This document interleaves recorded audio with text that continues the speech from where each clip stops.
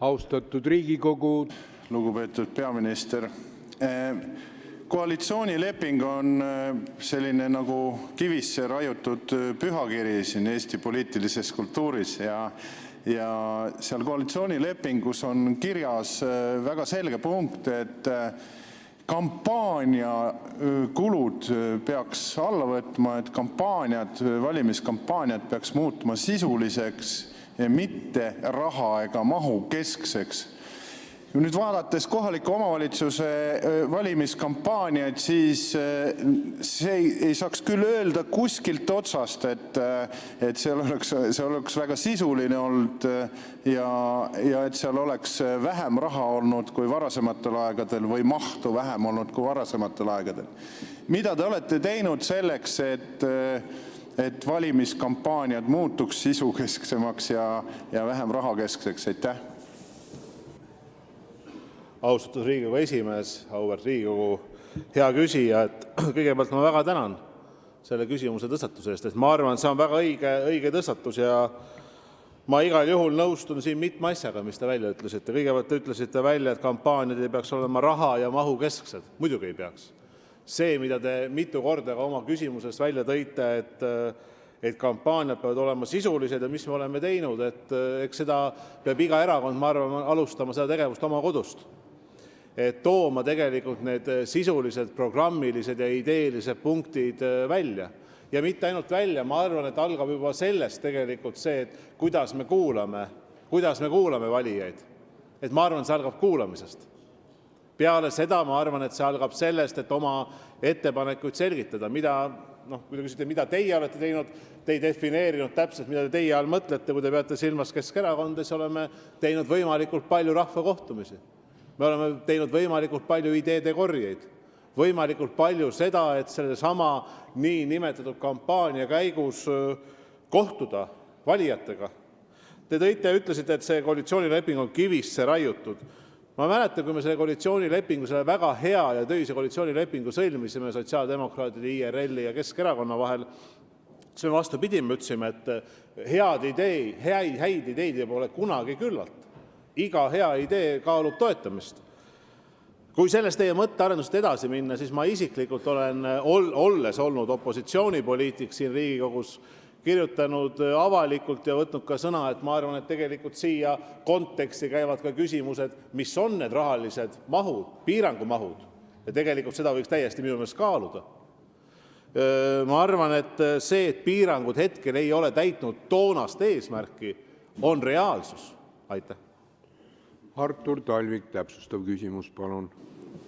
Tänan vastuse eest. Vabaerakond on algatanud eelnõu, mis käsitlebki välireklaami ajalise piirangu kaotamist ja välireklaami mahtude vähendamist ja ka kampaania lae panemist. Ehk need on täpselt need punktid, mis koalitsioonilepingus on. Nüüd, kui seda koalitsioonilepingut tehti, siis üks selline väide, mida te ütlesite, et väga palju hakkate kuulama ka opositsiooni ja opositsiooni ettepanekutega kaasa tulema. Nüüd on mul küsimus, kas koalitsioon kavatseb toetada Vabaerakonna ettepanekuid just kampaania osas ja millisel moel kavatseb toetada? Aitäh! Aitäh!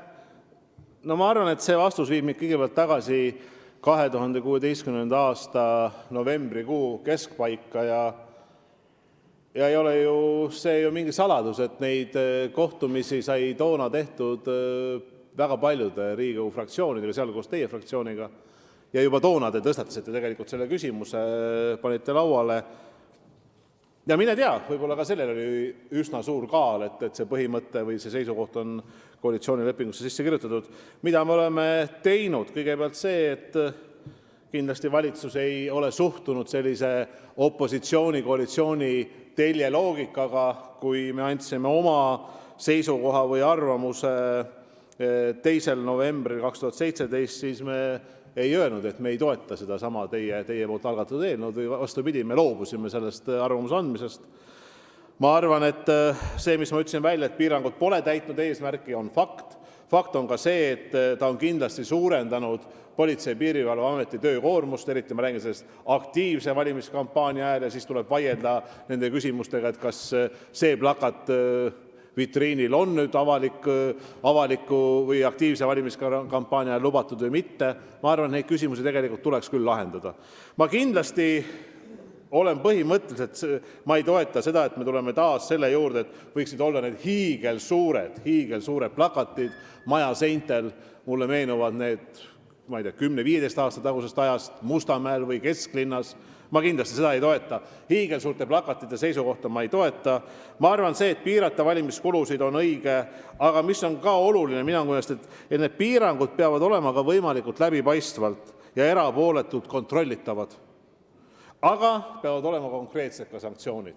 Nii et mina arvan, selle diskussiooniga tasuks kindlasti edasi minna. Aitäh. Andres Herkel, palun. Aitäh, härra esimees, austatud peaminister. Kas pärast seda, kui Keskerakond on oma Toompea maja maha müünud ja te suudate neist Savisaare võlgadest vabaneda, kas on loota, et tulete toetama meie ammust ettepanekut erakondade ebamoraalselt suurt riigieelarvelist rahastamist vähendada? Aitäh. Aitäh. Te ikka tahate mind siin lõksu tõmmata selle Keskerakonna parendamise ja selle sisu andmisega, ja see ei ole mitte halb. Ma arvan niiviisi, et see erakondade rahastamine, mida härra Herkel, te olete tõesti mitmeid kordi pannud lauale, ma arvan, et erakondade rahastamine ei pea ainult juriidiliselt näima, vaid ta peab ka reaalselt olema läbipaistev ja selge. Selle teema tõstatus, mida te nüüd infotunnis tegite küsimuse all valimiskampaania piirangutest, ma arvan, see on õige. Et igal juhul, nagu ma ütlesin, et ta peab olema selge, ta peab olema läbipaistev, selliseid tumedaid ja halle tsoone olla ei saa. Te viitasite Keskerakonna nüüd juba endisele büroo müügile. Jah, me tegime seda sellepärast, et me olime väga paljudes vaidlustes sees tulenevalt eelnevast ajast ja minu kohustus on loomulikult vastutus kanda, et Keskerakond tegeleb oma põhieesmärkide ja seisukohtadega, mis on programmilised, ideelised, mitte sellega, et me vaidleme kohtutes.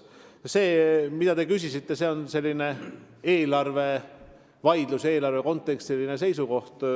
Nagu ma ütlesin, et minu meelest piirangud valimiskampaaniale, mida erakonnad teevad, ma tõesti ei tea, kas on 90 päeva või 100 päeva või 110 päeva enne siis valimiskampaania algust, mis sinna sisse arvutatakse ja mis on see lagi, minu teada teie olete vist pakkunud välja circa seal 500 000 eurot.